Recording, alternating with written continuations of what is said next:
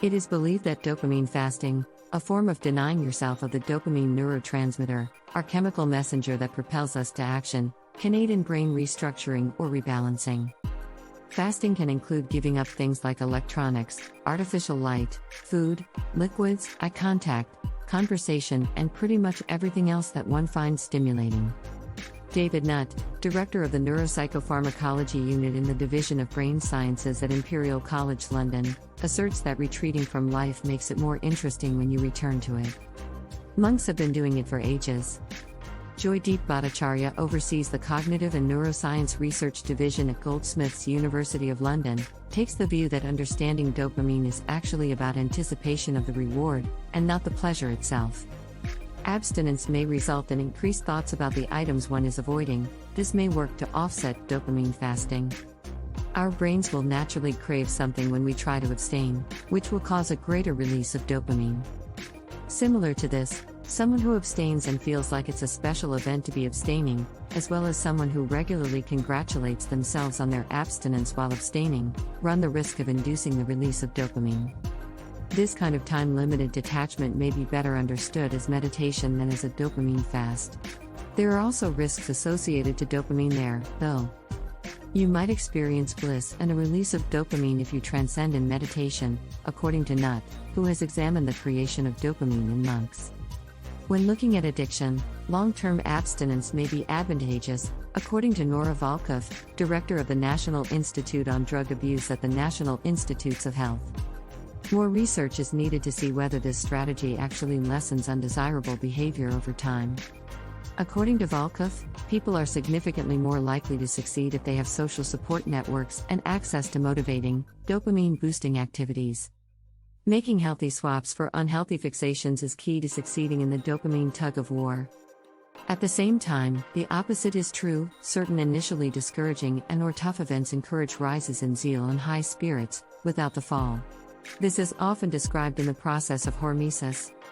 Hormesis has been recognized as an overcompensation for mild environmental stress, and is defined as a dose-response phenomenon with low-dose activation and high-dose inhibition. It has been known for a long time that modest stress has positive benefits on aging and longevity. Mild dietary stress, referred to as dietary restriction, in animals has been demonstrated to delay the majority of age-related physiological changes and increases maximum and average longevity. Humans have been hunter-gatherers for more than 99% of their existence, adapting to the scarcity of food. On the other hand, the current global epidemic of obesity disorders linked to obesity is a result of an overabundance of food for many people today. Therefore, when thorough information regarding the effects of mild dietary stress on human health is obtained through clinical studies, dietary restrictions may be employed as a novel technique for therapeutic intervention in a variety of conditions. Robert Sapolsky, a Stanford biologist, wrote about dopamine in his 2017 book, Behave, and asserted that well-timed deprivation can do wonders for pleasure. Stanford professor Anna Lemke uses the concept of hormesis to explain taking a cold shower. The body reacts to extremely cold water by upregulating feel-good neurotransmitters like dopamine.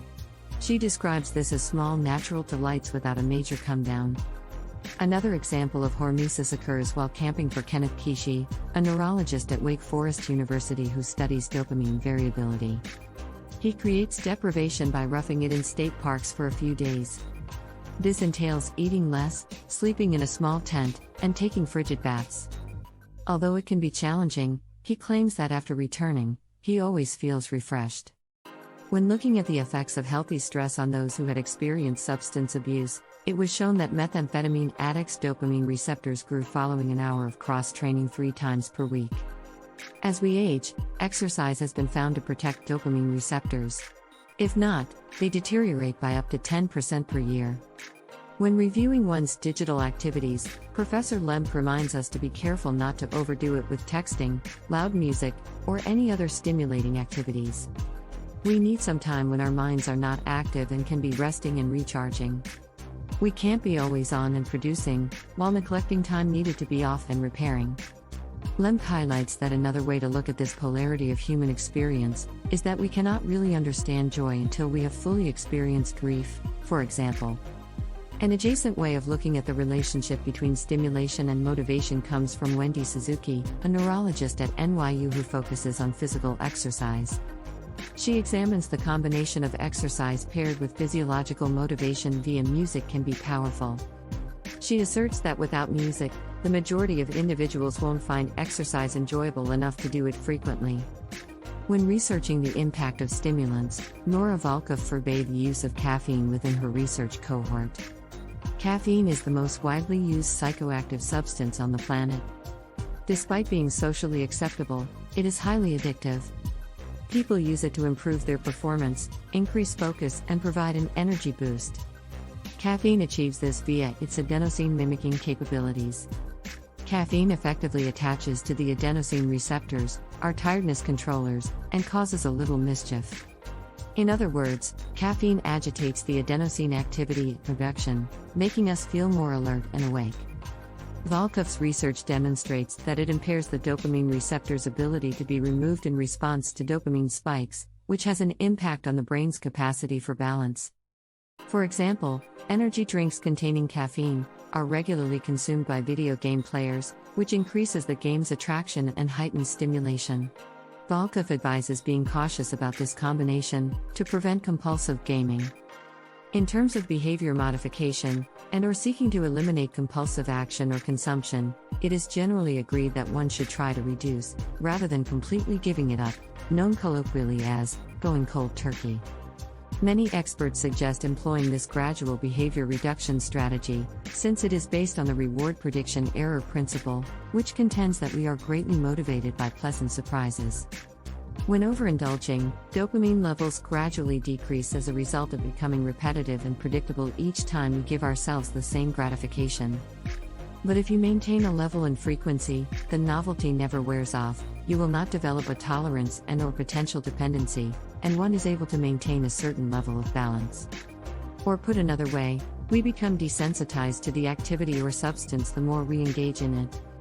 But if you maintain a level of infrequency, the novelty never wears off, you will not develop a tolerance and/or potential dependency, and one is able to maintain a certain level of balance.